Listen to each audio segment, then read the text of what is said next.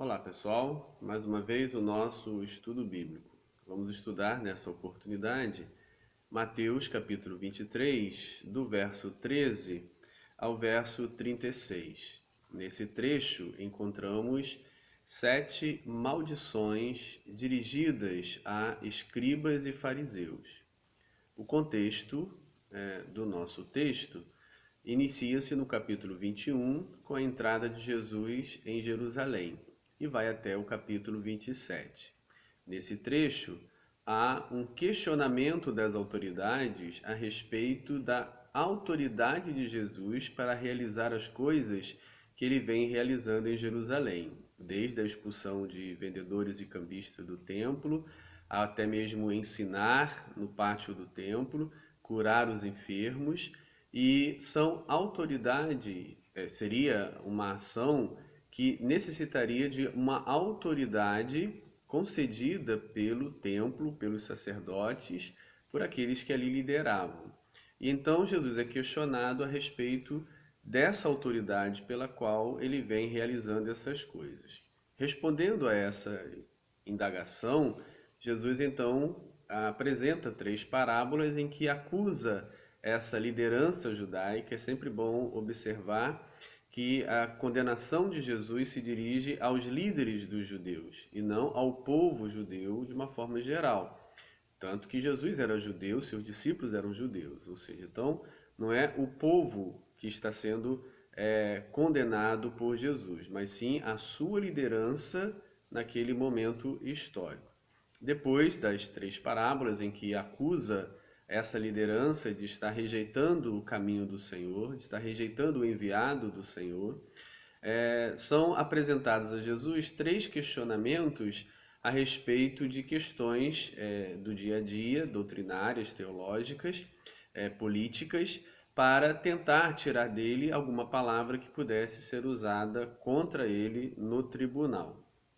O capítulo 23, há uma mudança de interlocução. Jesus inicia o capítulo 23 falando às multidões e aos discípulos. É sempre importante observar os 3 grupos indicados no Evangelho de Mateus: a liderança religiosa, as multidões e os discípulos. A liderança é composta daqueles que são hostis a Jesus, conspiram para matá-lo. A multidão é um tanto indiferente, não é hostil, se beneficia do pão, dos milagres, da companhia, mas não assume um compromisso de discípulo, de aprendiz, não se identifica integralmente com o chamado de Jesus. E o terceiro grupo dos discípulos são aqueles que servem, são aqueles que se identificam com o ensino, que se aproximam para aprender, que querem aprender e querem imitar o mestre e naquilo que ele tem ensinado e praticado. Então, é importante observar esses 3 grupos no Evangelho de Mateus. No capítulo 23, dirige-se então inicialmente a multidões e aos seus discípulos. No verso 13, que inicia o nosso texto de hoje, há 7 maldições que são dirigidas a escribas e fariseus. Não há uma indicação no texto que os fariseus e escribas estivessem na audiência, estivessem ali presentes enquanto Jesus lançava acusações sobre eles. Pode ser que sim, pode ser que não. Não há uma interação, não há uma resposta por parte deles. Esse uso do vós, né, da segunda pessoa, que implicaria a segunda pessoa do discurso, aquele com quem falamos, pode ter um sentido aqui apenas de acusação. Ele acusa o vós, fariseus e escribas, mas não necessariamente significa que eles estavam presentes ali, ouvindo a sua acusação, o lançamento dessas maldições. Bem, são hipóteses interessantes, mas que para amarrar tudo isso, o que realmente é importante é que ele se dirige a discípulos, às multidões e aos discípulos. E o objetivo, no primeiro momento, também falou em terceira pessoa desses líderes para não imitar o que eles fazem.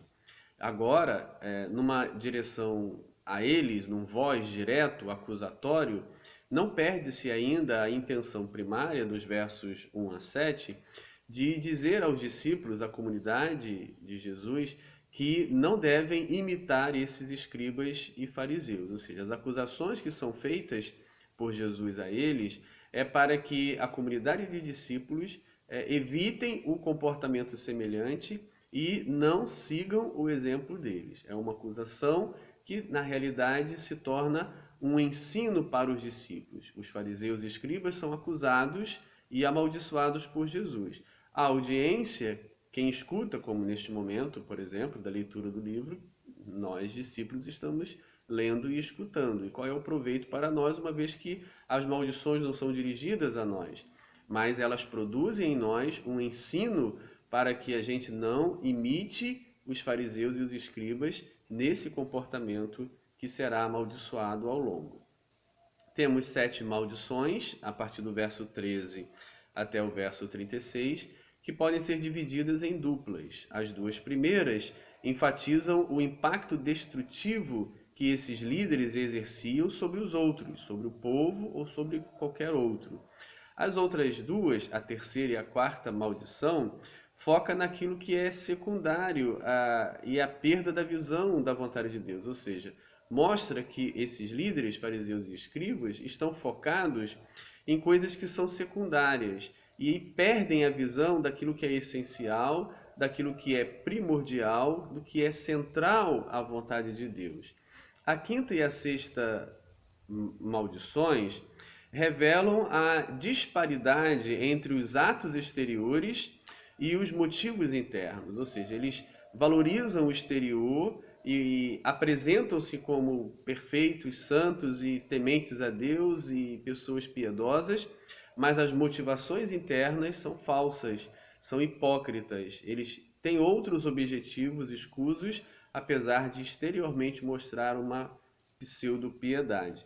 E a sétima maldição ilustra a história da rejeição dos mensageiros de Deus, ou seja, como que ao longo da história essa liderança rejeitava os mensageiros de Deus. Aqueles que Deus enviava, os seus profetas, eram mortos, amaldiçoados, expulsos, apanhavam. E por último, João Batista e por último de todos, Jesus, que será também morto fora dos muros de Jerusalém pela liderança que está sendo amaldiçoada. Então a sétima maldição revela um histórico dessa rejeição pela liderança ao longo do tempo dos mensageiros enviados por Deus. Bem, o verso 13, então temos a primeira maldição, diz-nos: Ai de vós, escribas e fariseus, hipócritas, porque fechais o reino dos céus diante dos homens, pois vós não entrais, nem deixais entrar os que estão entrando. Bem, esta maldição, ela retoma o assunto do verso 4 do mesmo capítulo 23, em que está dito que eles atam fardos pesados e difíceis de carregar e os põem sobre os ombros dos homens, entretanto eles mesmos nem com o dedo querem movê-lo.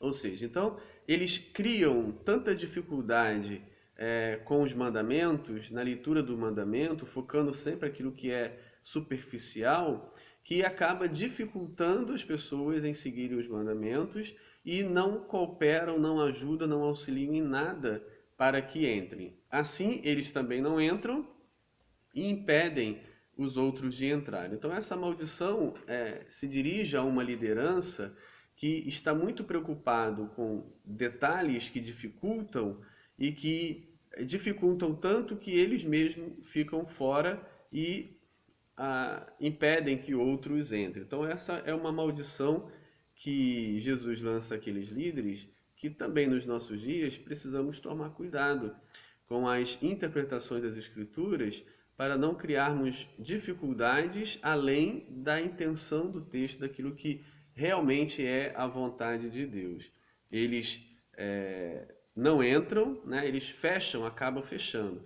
Em contrapartida, no capítulo 16, Jesus dá a Pedro as chaves dos céus, do reino dos céus, para que ele abra para todos, para que todos entrem, para que todos sejam convidados a entrar. Então é bem diferente a postura de Jesus com seus discípulos, para que abram as portas do reino dos céus para todos, em relação a essa liderança que na realidade fecha a porta do reino dos céus para eles e acaba fechando também para os outros. O verso 14, na revista e atualizada, que eu estou utilizando nesse momento, está entre colchetes. Isso significa que é um texto apócrifo, provavelmente acrescentado por escribas ao longo dos séculos e que não estão presentes nos melhores manuscritos mais fiéis, mais antigos, mais conceituados. Assim, sendo esse verso 14 um verso apócrifo, tardio, acrescentado ao longo dos séculos por escribas, a gente então não vai considerar. O verso 15 encontramos então a segunda maldição. Veja, o verso 14 até retira a numeração de 7 maldições, que é um número muito usado no Evangelho de Mateus, tanto 7 quanto 3, tudo gira em torno de 7 e 3. E a presença do verso 14 tiraria esse método que o evangelista utilizou no uso do número 7 e do número 3 ao longo do seu evangelho. Mais uma razão para deixarmos de lado e reconhecermos que ele não pertence originalmente aos textos, pois nos mais antigos não consta. O verso 15 apresenta então a segunda maldição. Ai de vós, escribas e fariseus hipócritas, no mesmo formato da primeira do verso 13. Porque rodeais o mar e a terra para fazer um prosélito, e, uma vez feito, o tornais filho do inferno, 2 vezes mais do que vós. Bem, na primeira maldição ele enfatizou uma certa dificuldade, obstáculos que são colocados na interpretação da palavra de Deus, de forma que dificulta extremamente para que outros entram a pertencer ao reino dos céus e eles próprios. Agora enfatiza essa busca de proselitismo, de evangelização, de levar a palavra de Deus às pessoas do mundo todo. Isso era uma prática presente no judaísmo dos dias de Jesus. Um ato de proselitismo significava levar pessoas que não pertencem à sua religião, ao seu grupo religioso, a captarem-nos e trazê-los para o seu grupo religioso. Fazer proselitismo em outras palavras, trazer pessoas para a religião a qual se busca, a qual se tem alvo. Então havia essa prática entre os fariseus, principalmente, de levar a palavra de Deus a outras pessoas. E uma vez que eles faziam isso, ou tinham essa prática, que também a igreja vai ter, os discípulos de Jesus vão ter essa prática, eles são estimulados a fazer isso. Por exemplo, no capítulo 10, Jesus manda eles irem de aldeia em aldeia. No final do livro, no capítulo 28, Jesus manda eles ir às nações e ensinarem a palavra de Deus a todos os povos. Então, a prática em si é uma prática também presente no cristianismo. O ponto não é o ato de fazer o proselitismo, de levar a palavra, de ganhar as pessoas para o cristianismo ou para o judaísmo. O ponto é o que é ensinado nessa evangelização, o que é ensinado nesse proselitismo. E diz o texto na maldição de Jesus a eles, que eles tornam esses novos adeptos mais pertencentes ao inferno do que eles mesmos. Por quê? Porque o que eles estão ensinando, e revela-se no Evangelho de Mateus, é a rejeição ao Messias, é a rejeição a Jesus como Filho de Deus, como enviado de Deus. E uma vez que eles ensinam isso a outros povos, a outras pessoas, fazendo esse proselitismo, eles tornam essas pessoas mais fechadas ainda à possibilidade de vir a Jesus e reconhecê-lo como Salvador e Senhor. A palavra inferno aqui no texto é a tradução da palavra grega geena, que é, a princípio, a grosso modo, a tradução para a palavra lixão. Ou seja, o geena indicaria uma metáfora, né? Uma forma de tentar descrever o lugar da maldição como lugar semelhante a um lixão, onde o fogo não apaga, ou seja, onde produz-se gases, e esses gases incendeiam-se e nem uma chuva consegue apagá-los, onde há vermes e tantas coisas nojentas, ou seja, é uma forma metafórica de tentar apresentar o lugar da condenação, semelhante a um lixão. Esse é o sentido da palavra Geena, traduzida aqui por inferno. Verso 16, nós encontramos a terceira maldição. Ai de vós, guias cegos. Essa expressão já apareceu no capítulo 15. Né? Pode um cego guiar outro cego? Se isso acontecer, os dois cairão num abismo. Então ele chama esses líderes de guias, né? Porque eles eram guias, mas guias cegos que não entendem e não são capazes de ensinar a verdade às pessoas. Que dizeis, quem jurar pelo santuário, isso é nada. Mas se alguém jurar pelo ouro do santuário, fica obrigado pelo que jurou. Ele apresenta uma prática ensinada por essa liderança e, ao mesmo tempo, vai ridicularizar esta prática. A gente vai observar mais na frente, no verso 17, no desenvolvimento, ele vai dizer insensatos e cegos, ou seja, ele vai ridicularizar esse ensino de que pode jurar pelo ouro do santuário e está obrigado a cumprir. Mas se jurar pelo santuário, não necessariamente está obrigado a cumprir. Aí a questão é, por que alguém juraria se não quer cumprir? Então revela aí uma malícia nesse ato de jurar por algo que estaria desobrigado a cumprir. Insensatos e cegos, verso 17. Pois qual é maior, o ouro ou o santuário que santifica o ouro? Com isso, o objetivo é ridicularizar o argumento, né? Ou seja, não faz sentido, uma vez que quem santifica o ouro é o santuário. Ou seja, o ouro pode estar em qualquer lugar. Por que o ouro é santo? O ouro santo é aquele que estaria no santuário. E o ouro não necessariamente não seria santo por natureza. Então quem santifica é o santuário. O objetivo é ridicularizar esse tipo de ensino desses líderes e mostrar que eles são insensatos. Não tem sentido esse tipo de raciocínio. Verso 18. E dizeis, quem jurar pelo altar, isso é nada. Quem, porém, jurar pela oferta que está sobre o altar, fica obrigado pelo que jurou. É o mesmo caso do ouro que está no santuário e da oferta que está no altar. Verso 19. Cegos, pois qual é maior, a oferta ou o altar que santifica a oferta? É o mesmo raciocínio em relação ao ouro e ao santuário. Verso 20. Portanto, quem jurar pelo altar, jura por ele e por tudo o que sobre ele está. Bem, Jesus aqui não está endossando o uso do juramento, né? A leitura em sequência já mostrou que no capítulo 5, verso 33 ao 37, Jesus condena esse uso do juramento, cujo objetivo era perverter, cujo objetivo era enganar as pessoas.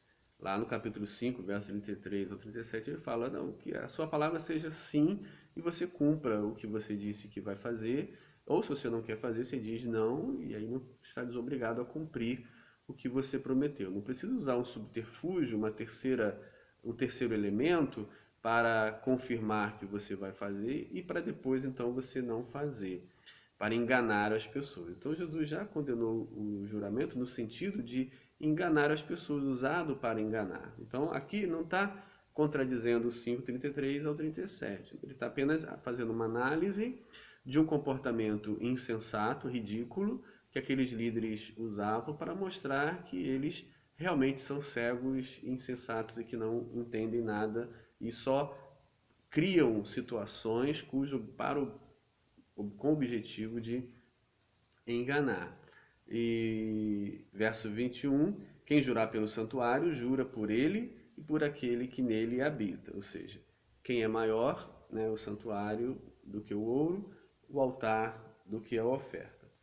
Verso 22, e quem jurar pelo céu, jura pelo trono de Deus e por aquele que no trono está sentado. Ou seja, a ideia que Jesus está mostrando para eles é que não importa pelo que você jura. O importante é que se você jura é porque você empenha a sua palavra em realizar.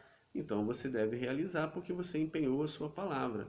E Deus está sobre todas as coisas, está sobre a terra, está sobre o céu, está sobre o santuário. Deus é dono de todas as coisas e Senhor sobre tudo. Então, na realidade, estaria-se obrigado a cumprir a promessa, não importa pelo que se jura. Verso 23, temos a quarta maldição. Ai de vós, escribas e fariseus, hipócritas, porque dais o dízimo da hortelã, do endro e do cominho. Tendes negligenciado os preceitos mais importantes da lei, a justiça, a misericórdia e a fé. Devias, porém, fazer estas coisas sem omitir aquelas. Bem, sugiro que vocês façam algumas leituras no Antigo Testamento para analisar em que circunstâncias os mandamentos aplicava-se aos dízimos, ou seja, sobre quais elementos, quais materiais os mandamentos impunham a dizimação, o dizimar. E nessa relação eu poderia citar Levítico, capítulo 27, verso 30 ao 33, Números, capítulo 18, versos 21 ao 32, Deuteronômio, esse é um versículo e é importantíssimo porque ele faz uma síntese. Deuteronômio, capítulo 12, verso 17, e Deuteronômio, capítulo 14, verso 22 e 29. Nesses textos você vai encontrar a normatização para os dízimos. E você vai observar que nem todos os produtos estavam sob o mandamento do dízimo. Entre eles, por exemplo, as hortaliças não se encontram. Então não havia um mandamento para dar o dízimo sobre as hortaliças, sobre o alface, sobre qualquer outra hortaliça. Não havia um mandamento sobre isso. Os mandamentos eram mais concentrados sobre o gado, sobre o trigo, sobre o milho, sobre as plantações e os rebanhos, basicamente, o vinho, o azeite. Bem, e isso, quem dizimava era necessariamente, então, quem tinha gado, quem tinha terra, quem tinha rebanho e quem tinha terra para plantar.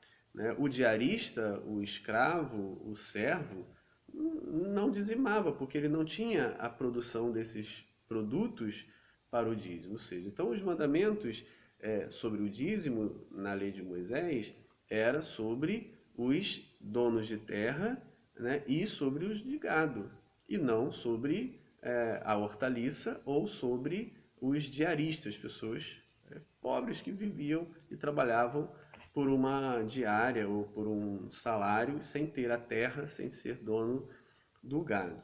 Bem, então era assim que eram estabelecidas as normas para o dízimo. No caso desses líderes, eles iam além.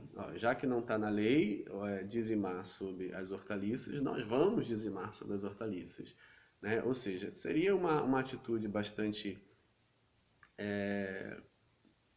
a princípio, a gente poderia pensar que seria uma pessoa bastante sincera, piedosa, que queria ir além dos mandamentos, queria ir além daquilo que Deus tinha estabelecido, né, como uma demonstração de amor e desejo de ir além, fazer a vontade de Deus e ser correto.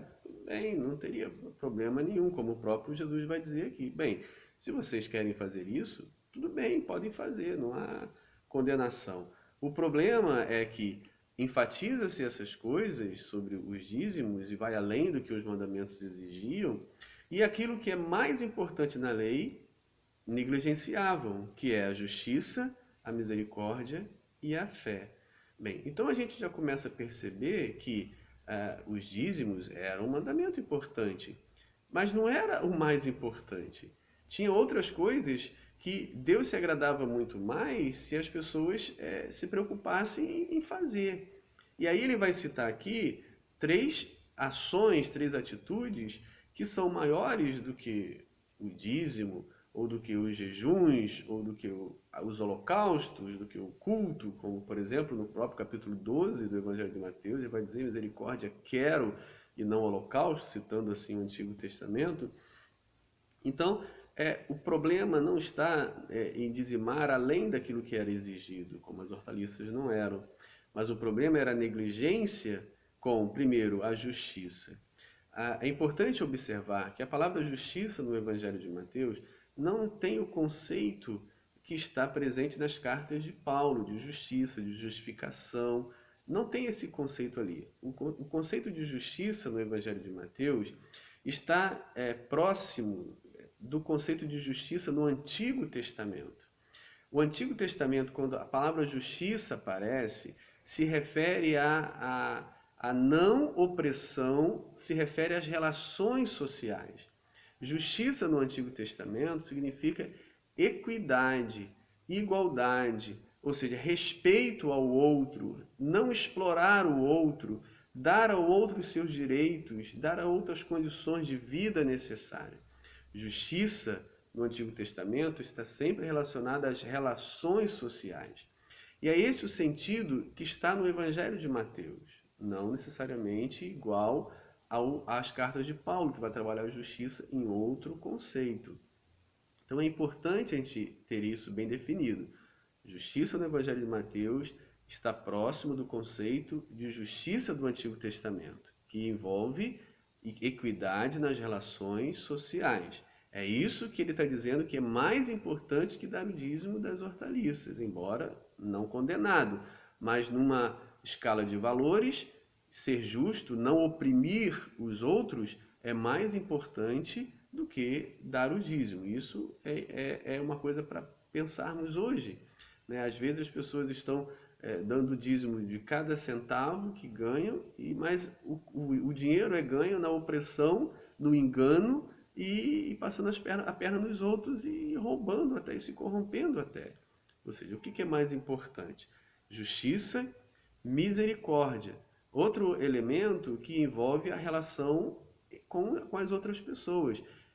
Ou seja, se a lei exige que eu tenha misericórdia, com quem eu vou ter misericórdia? Não é com Deus.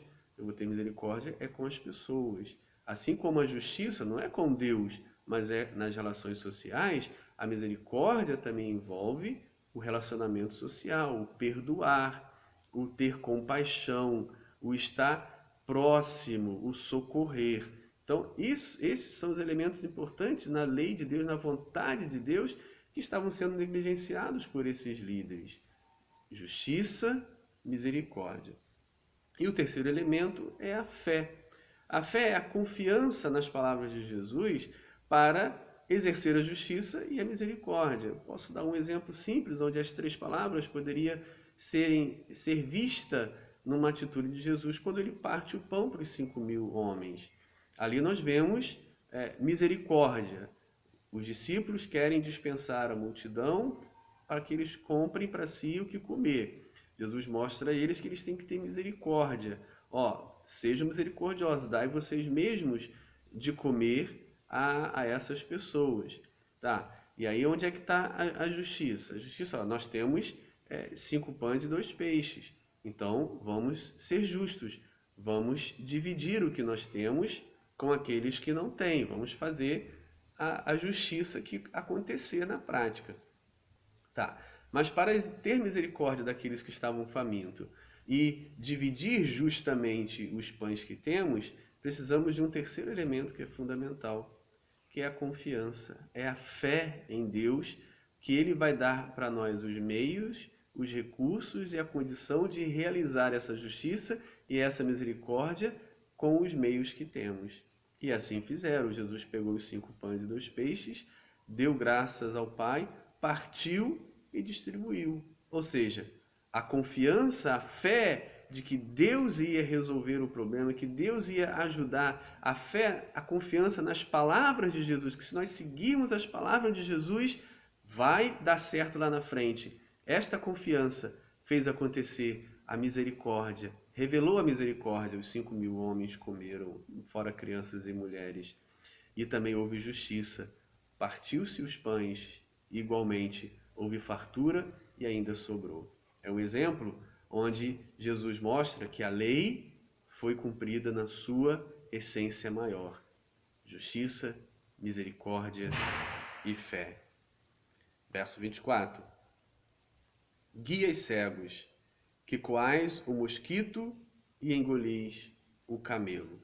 Bem, a gente observa em Levítico, capítulo 11, versos 4 e 41, por exemplo, que o camelo estava entre os animais proibidos de se comer e os mosquitos também. No verso 41, você pode conferir lá no capítulo 11 de Levítico. Mas a ideia aqui é mostrar o quanto que eles estão preocupados com as coisas que são menos importantes e aquilo que é mais importante eles deixam passar. Coais o mosquito e engolis o camelo. Ou seja, exigem coisas que são de menos valor, como o dízimo das hortaliças, que nem nos mandamentos era exigido que isso fosse dado, e aquilo que está lá escrito, que é o grande camelo, que seria a justiça, a misericórdia e a fé, eles negligenciam.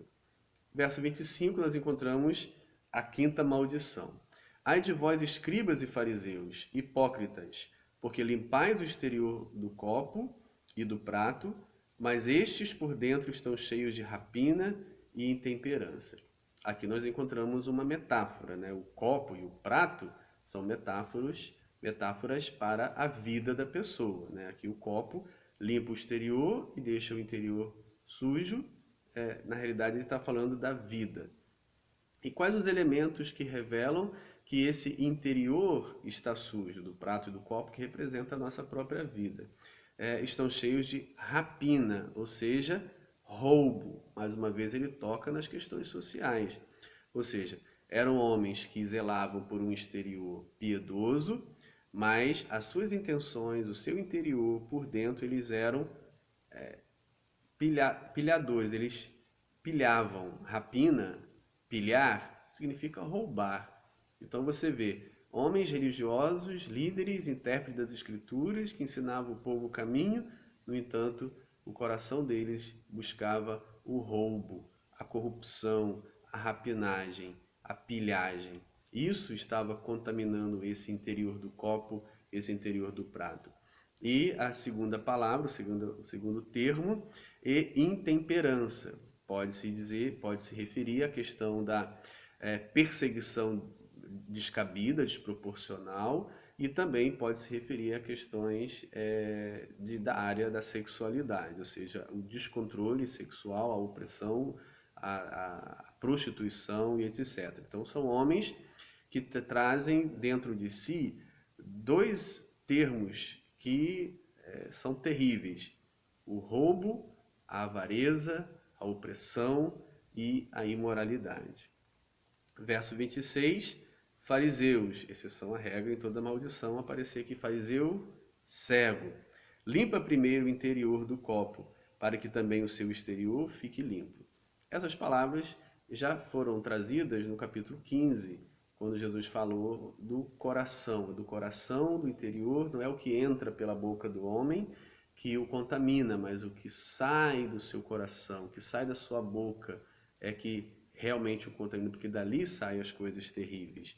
Então, o conselho de Jesus: precisamos trabalhar as intenções, precisamos trabalhar o coração, o interior, para que o exterior se purifique pela limpeza do interior.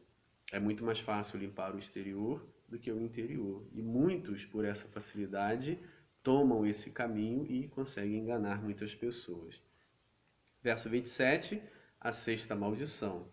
Ai de vós, escribas e fariseus hipócritas, porque sois semelhantes aos sepulcros caiados, e porque por fora se mostram belos, mas interiormente estão cheios de ossos de mortos e de toda imundície. A sexta maldição está relacionada com a quinta, né? Copos e pratos, limpos no exterior e sujos no interior. E a mesma questão são os túmulos, bonitos por fora, com cal, bem feitos, belos, mas por dentro estão ossos, está a morte, a impureza. Então é a mesma maldição, é o mesmo par de maldições trazendo as mesmas ideias. Verso 28, assim também vós, exteriormente, pareceis justos, são belos túmulos, aos olhos dos homens, mas por dentro estáis cheios de hipocrisia e de iniquidade. Mais uma vez, realçando aquilo que já foi dito na quinta maldição. No verso 29, nós encontramos então a sétima maldição. Ai de vós, escribas e fariseus, hipócritas, porque edificais os sepulcros dos profetas, adornais os túmulos dos justos, e dizeis no verso 30: se tivéssemos vivido nos dias de nossos pais, não teríamos sido seus cúmplices no sangue dos profetas. Essa sétima maldição acentua a rejeição histórica das lideranças aos profetas enviados por Deus, aos mensageiros enviados por Deus. E eles, nos dias de Jesus, se gabavam de não fazerem ou não praticarem as mesmas coisas que os seus próprios pais fizeram com os profetas. No entanto, eles revelam que são semelhantes aos seus pais quando perseguiram e mataram João Batista e agora conspiram para matar o próprio Jesus, o Filho de Deus enviado por ele. Então, aquilo que eles falam a respeito dos seus próprios pais, que assassinaram os profetas, eles mesmos também estão fazendo agora ao rejeitar o Messias e acabar matando o Messias. Ele diz: vocês são cúmplices do sangue dos seus pais a respeito dos profetas. Verso 31. Assim contra vós mesmos testificais que sois filhos dos que mataram os profetas. Quando eles falam, nossos pais fizeram isso, vocês são filhos deles, ou seja, filho aqui tem não só está se referindo à questão genética, de ser descendente de, mas ser continuador, imitador, praticante das mesmas coisas. Verso 32. Enchei vós, pois, a medida de vossos pais. Acaba fazendo a mesma coisa. 33. Serpentes, raça de víboras, condenações já feitas anteriormente.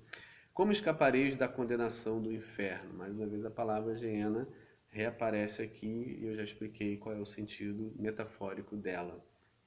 Verso 34. Por isso, eis que vos envio profetas, sábios e escribas.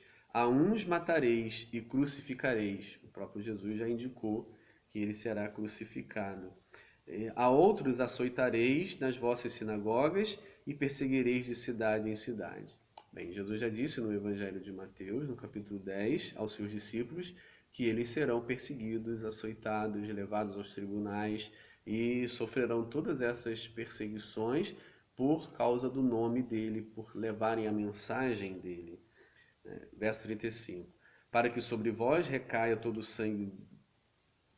sangue justo derramado sobre a terra, desde o sangue do justo Abel até o sangue de Zacarias, filho de Baraquias, e a quem matastes entre o santuário e o altar. Este Zacarias não se refere ao profeta Zacarias, que tem um livro no final do Antigo Testamento, mas sim a um Zacarias mencionado no segundo livro das Crônicas, capítulo 24, versos 20 a 22. Aqui não tem uma intenção cronológica de o primeiro Abel e o último Zacarias, no sentido cronológico, não tem esse objetivo. O objetivo maior é estabelecer a partir do cânon judaico nos dias de Jesus, em que o Gênesis seria o primeiro livro e o Crônicas, o livro das Crônicas, seria o último livro. Então ele está pegando o primeiro livro, Gênesis, com o último livro no cânon judaico dos dias de Jesus, que era o livro das Crônicas dos Reis de Israel. Diferente do formato que temos no nosso Antigo Testamento hoje. Então é para mostrar que desde um ponto até o outro nas Escrituras, eles sempre se comportaram da mesma coisa, da mesma maneira, matando o justo. Aqueles que vêm em nome do Senhor trazer a justiça, trazer a mensagem divina, são mortos por esses líderes que amam mais a si mesmos e os seus próprios interesses. Verso 36, para finalizar. Em verdade vos digo que todas estas coisas hão de vir sobre a presente geração. Ou seja, as maldições terminam com uma condenação final de que esta geração, e aqui não está se referindo ao povo, porque não é o povo que está sendo condenado, e sim a liderança. Sobre esta liderança virá a destruição. Muito interessante que na redação do Evangelho de Mateus, lá pelos anos 80, se interpretava que a destruição de Jerusalém, a destruição do templo, a destruição daquela liderança que ali se juntou para lutar contra os romanos e foi destruída. Seria, como o Evangelho de Lucas mostra claramente, a punição de Deus para terem rejeitado o Messias. E nessas 7 maldições contra essa liderança culmina sobre um castigo que eles hão de receber por estarem matando os justos em nome dos seus próprios interesses. Um abraço.